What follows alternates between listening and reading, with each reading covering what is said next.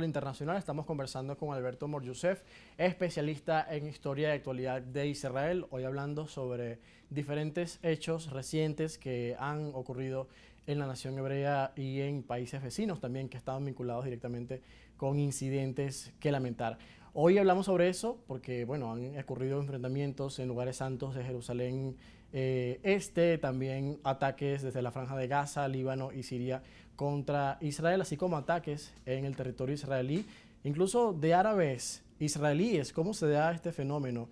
El propio odio está infiltrado entre los propios ciudadanos israelíes, que bueno, en principio son árabes, pero que tienen ciudadanía israelí. Sí, bueno, hay que pensar que el odio no está en el pueblo, ¿no?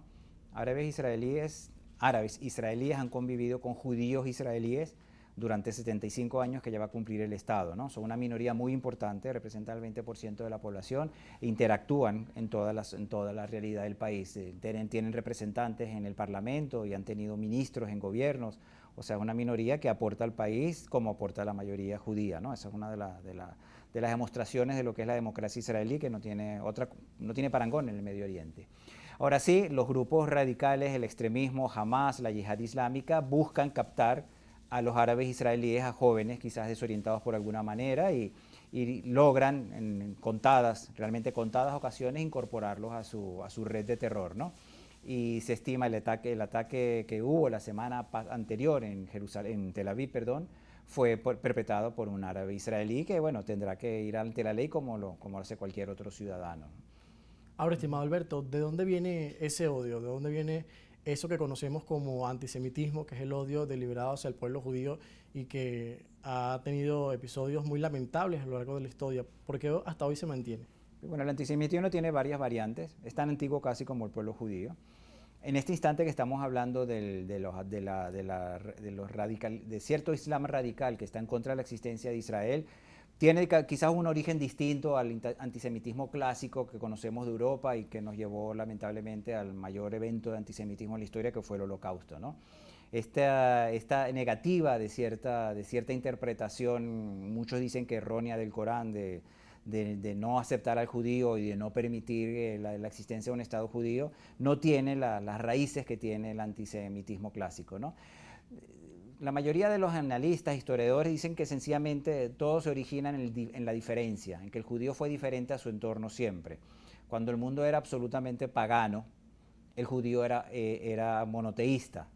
Y acá comentamos antes, la celebración de la Pascua judía es el primer enfrentamiento entre el monoteísmo y el paganismo, cuando Moisés, como líder, Claro. como vocero del pueblo judío, líder vocero de Dios ante el faraón, se encuentra un faraón que no acepta a ese Dios, y el pueblo, los que lo siguen al faraón, no aceptan tampoco que los judíos fueran monoteístas.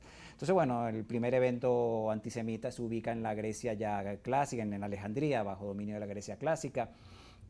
Y bueno, ha tenido muchas variantes. Después con la decisión del cristianismo, del judaísmo, recordemos también, hablamos antes de la Semana Santa, que Jesús, a quienes siguen como hijo de Dios los cristianos, era un judío que fue perseguido por los romanos y crucificado por los romanos, pero los primeros padres de la iglesia también señalaron a los judíos como culpables de la muerte de Jesús. Y a raíz, este antisemitismo religioso penetró en la sociedad occidental, en la sociedad europea por mucho tiempo. Luego mutó hacia un antisemitismo racial, donde se trató de decir que el judío era racialmente inferior al resto de los pueblos. De ahí surgen las teorías nazis de la inferioridad de la raza judía y nos lleva a otros episodios, ¿no?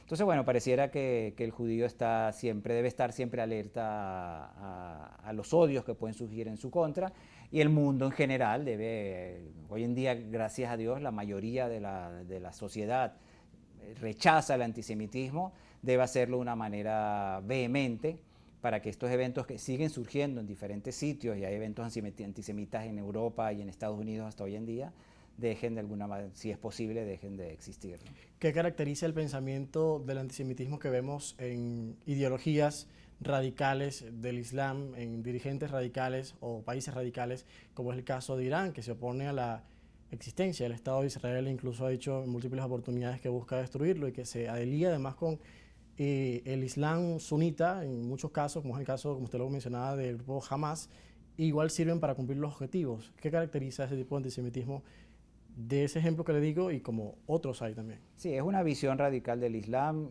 Quienes conocen el mundo islámico mucho mejor que yo podrían explicar en qué se basan para estas interpretaciones, pero sencillamente en países en países musulmanes donde habitaron judíos, siempre hubo como verlo, tanto al judío como al cristiano, verlo como un ciudadano de segunda, como sí aceptado porque cree en un solo Dios. Las tres religiones son monoteístas, pero en los judíos y cristianos en esos países de un nivel inferior.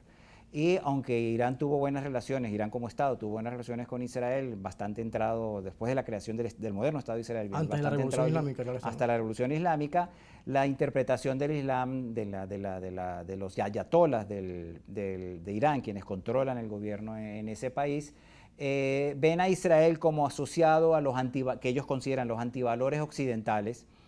Muchas veces hablaban de que los Estados Unidos es el Satanás mayor y que Israel es el Satán menor.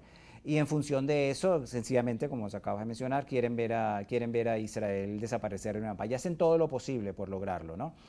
Financian a los grupos terroristas.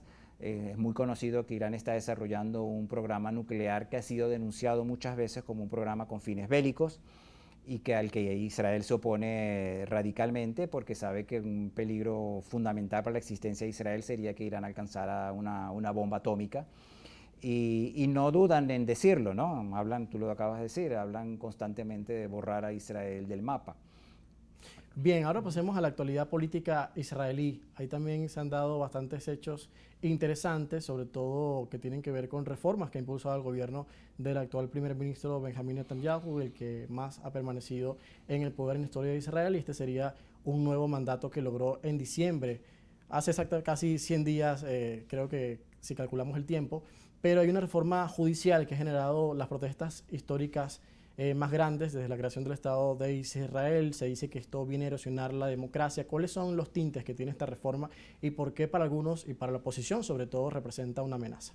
Sí, la reforma judicial propuesta por el gobierno de Israel es, digamos, por un lado, si vemos la parte positiva, es un ejercicio de democracia que nos demuestra cómo funciona eso en ese país, pero por el otro lado ha polarizado, es un elemento bastante polarizante de la sociedad.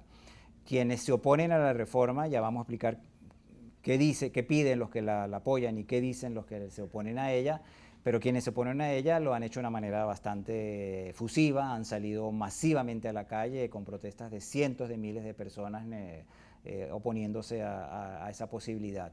La reforma de quienes la sostienen, Netanyahu y su gobierno, el punto fundamental de ellos, dicen no estar atentando contra la separación de poderes, que es fundamental. En Israel funcionan los tres poderes de cualquier democracia: el poder legislativo, en ese caso la Knesset, que es el Parlamento, el poder judicial, que es el Tribunal Supremo de Justicia, y el poder ejecutivo, que es el que encabeza el primer ministro, que en este caso es Netanyahu. Dicen que no están atentando contra una separación de poderes, creen firmemente en eso, pero hasta ahora el Tribunal Supremo de Justicia de Israel tiene una particularidad en la forma de elección de sus miembros. Los mismos jueces en ejercicio participan en la elección de los jueces entrantes. Y la historia del Estado ha demostrado, para quienes proponen la reforma, que ha interferido más de lo que en otras democracias puede interferir el Poder Judicial en las decisiones del Ejecutivo o del Legislativo. O sea, el hecho está de que más de una vez el tribunal ha negado, no ha aprobado leyes aprobadas por un parlamento que está formado por la elección directa del pueblo, porque sí. Si a cuenta vamos, el pueblo elige al parlamento. Entonces la propuesta sugiere que los jueces tengan menos peso en la elección de ellos mismos como jueces del Supremo y que el Ejecutivo empiece a tener un peso que hasta ahora no tiene. Quienes se oponen dicen que en el momento en que el Ejecutivo empiece a interferir en la elección de los jueces, puede atentar contra esa separación de poderes. Pero también detrás de esto están como dos visiones de la sociedad. O sea, el Israel tradicional, que surgió después de 1948, el moderno, con una visión básicamente liberal, socialista, ha ido mutando. La población de Israel ha ido mutando un poco más hacia la derecha, un poco más hacia los valores conservadores, hacia la religión, tanto sea judía como musulmana, por los musulmanes que viven en Israel, como ya dijimos. y la sociedad es distinta. Entonces el Tribunal Supremo quedó visto por una parte de la sociedad como el último reducto Claro. de ese Israel liberal que hoy en día no refleja el sentir de la mayoría. O sea que sí se amerita una reforma en ese tipo, ¿no? En líneas generales pareciera que sí. El presidente de Israel, hay que ver, vamos a recordar que Israel es una democracia parlamentaria, entonces el presidente es el jefe del Estado, pero no es la cabeza del gobierno, y es una figura que une a la sociedad, ¿no? Como si dijéramos en las democracias parlamentarias monárquicas como el Reino Unido o España, el rey representa esa cabeza que une a la sociedad. Y el mismo presidente del Estado, que fue elegido por el Parlamento en su mayoría, incluyendo los sectores de izquierda y los sectores de derecha, él dice que hay un camino intermedio, que puede haber una conciliación de diferentes puntos de vista, que hay puntos en la reforma que pueden ser válidos, como de otro lado si siente que pueden haber elementos que pueden atentar contra separación estricta de poderes. Entonces, bueno, están negociando, recién se sentaron el primer ministro Netanyahu y el líder de la oposición, Yair Lapid, a ver qué puntos de vista comunes pueden encontrar para ver si la reforma puede avanzar de alguna manera. Está congelada en este instante, no está retirada de la mesa, pero está en un stand-by a ver qué puede pasar en los próximos días. Incluso por los hechos judiciales que le siguen al primer ministro Netanyahu se habla de un golpe legal, porque busca de alguna forma favorecer su posición. ¿Eso es así? Sí, bueno, eso obviamente enrarece el tema. ¿Qué pasa? Que también dentro de la propuesta de la reforma quieren darle claridad a que el Tribunal Supremo no pueda destituir ministros que hayan sido que estén en proceso judicial pero que no hayan sido condenados. Y en este instante el Tribunal Supremo tiene esa discrecionalidad de hacerlo. Entonces, como Netanyahu está sometido a unos procesos que tienen que ver con aparentemente unos sobornos que entregó hace ya bastantes años, un proceso judicial que no ha avanzado, dicen que, y tienen razón en eso, puedo pensar yo, que suena extraño proponer esta reforma justamente cuando partes de ella podrían beneficiarlo a él en ese sentido, ¿no? No está bien que él se haya sido, en este caso, vamos a llamarlo, juez y parte de la reforma judicial cuando sobre él pesan unas acusaciones. Bueno, vamos a estar muy pendientes de lo que ocurra en Israel. Vendrán más noticias. En los sentidos que hoy hemos mencionado y citado en esta conversación, un país que siempre genera noticias en el mundo. Muchísimas gracias. Gracias por la invitación. Hoy con nosotros Alberto Mor-Yosef, especialista en historia y actualidad de Israel, analizando lo que ocurre en el país hebreo. Hacemos una pausa y a la vuelta vamos a otros escenarios.